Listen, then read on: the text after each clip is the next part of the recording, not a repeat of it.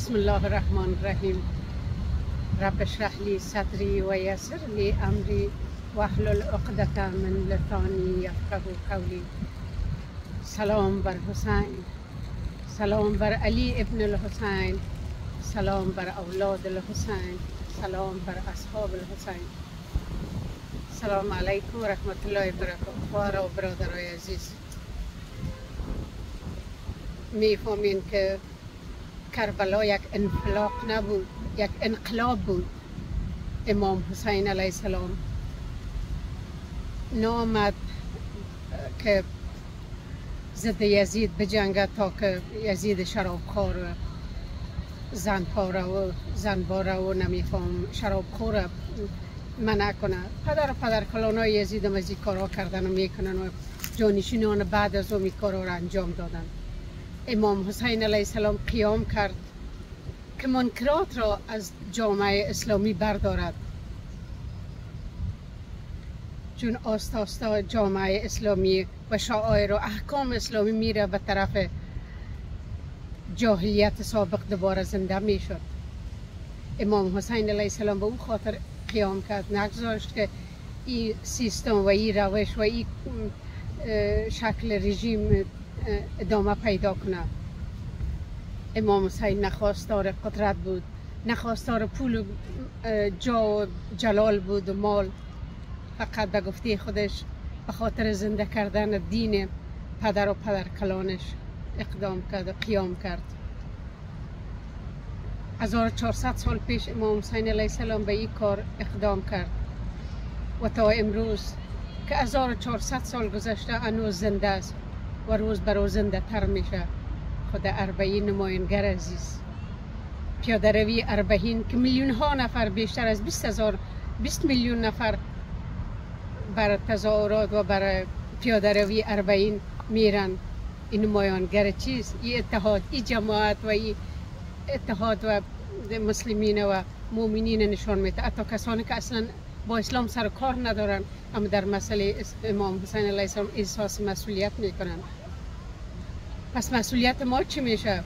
درست است که عزاداری امام حسین علیه السلام واجب است و باید ادامه داشته باشه که انشاءالله دار است و بیشتر هم میشه. اما ما بر امام زنده خود که پیرو امام حسین است، اولاد امام حسین است، چی کردیم و چی میکنیم؟ امروز به خاطر بسته شدن ده ها مسجد در آلمان و شاید در بسیار ممالک دیگه می شود اساسا وظیفه ما چیست؟ آیا وظیفه ما نیست که در مقابل از این جنایت استاد شویم؟ الان که مسجدهای ما هیچ گناه نکردن، هیچ کار خلاف شریعت و خلاف حتی قانون اینجا که با دین ما مغایرت نداشته باشه نکردن. ببینید مسجد امام علی علیه السلام نزدیک 70 سال بود و بهترین وجه مجالسش برگزار می شد. غیر از مسلمان ها، یهود و نصارا می آمدن در اونجا سخنرانی می کردن و گپ می زدن و بودن در برنامه شرکت می کردن. هم امروز به بانه های واهی و بی اساس مسجد بسته کردن. آیا ایجاب نمی کنه به عنوان یک مسلمان، به عنوان یک شیعه، به عنوان پیرو امام حسین علیه السلام ما به این تظاهراتی که امروز در اینجا در برلین برگزار میشه و ما از هانوور آمدیم و بسیار عزیزای دیگه هستن که از هامبورگ، فرانکفورت، جای دیگه تشریف میارن و اردن و عالم در این پارک میبینی یک تعداد افراد میاین فقط به خاطر خدا. چون این تظاهرات، این تجمعات و این اتحاد ما مسلمین نه بر کس نان میاره نه نام. چرا ما نکنیم؟ ما اگر قدرت خود نشان ندهیم، ما وقتی که اگر در مقابل دشمن ایستادگی نکنیم، از دین خود، از حجاب خود، از شعائر خود، از احکام خود دفاع نکنیم، به عنوان یک قدرت شناخته نمیشیم. نزدیک به 2 میلیارد مسلمان در جهان است. اگر همه احساس مسئولیت کنند، همه به دفاع از حریم اسلامی و دینی خود اقدام بکنن، وضع ما روز به روز بهتر میشه و دشمن ها قدرت پیدا نمیتونن و ما رو به عنوان یک قدرت میشناسن. مجبور میشن بشناسن خواهر و برادر و زندگی جهانی. من نمیگم زندگی نکنین، نمیگم که خوش نباشه، نمیگم که از رفاه و آسایش دنیوی استفاده نکنین، اما خدا را نباید فراموش کرد. دین خدا نباید فراموش کنیم و ما نباید از دشمن بترسیم. شاعر میگه ای دل ملول مباش که الله اکبر است. دشمن اگر قوی است نگهبان قوی تر است. ما اگر توکل ما تفویض ما به او نگهدار قوی ما باشه، هیچ وقت از هیچ چیز نمی‌هراسیم، بلکه مدافع دین خود می باشیم و متعاون به دین خدا، دیندارای خود می باشیم و در برنامه ضد اسلامی که به سر ما مسلمان ها و که از جمله بسته شدن مساجد ما میشه، ما باید مهاجمی عمله کنیم، ما نگذاریم. قدرت خدا باید نشان بدیم.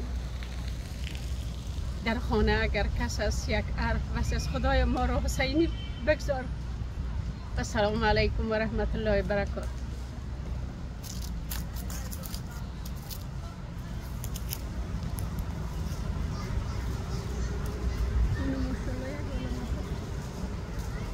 هنوز آمده میرم.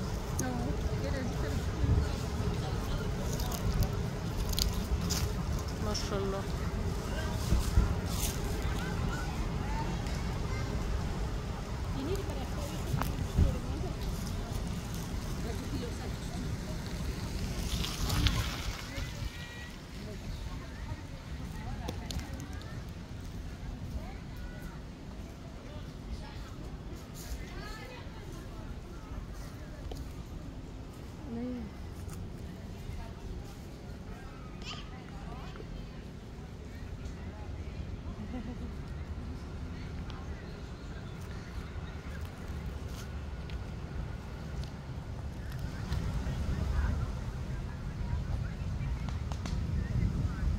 مادری؟ ما هم کم کم همون طرف بریم.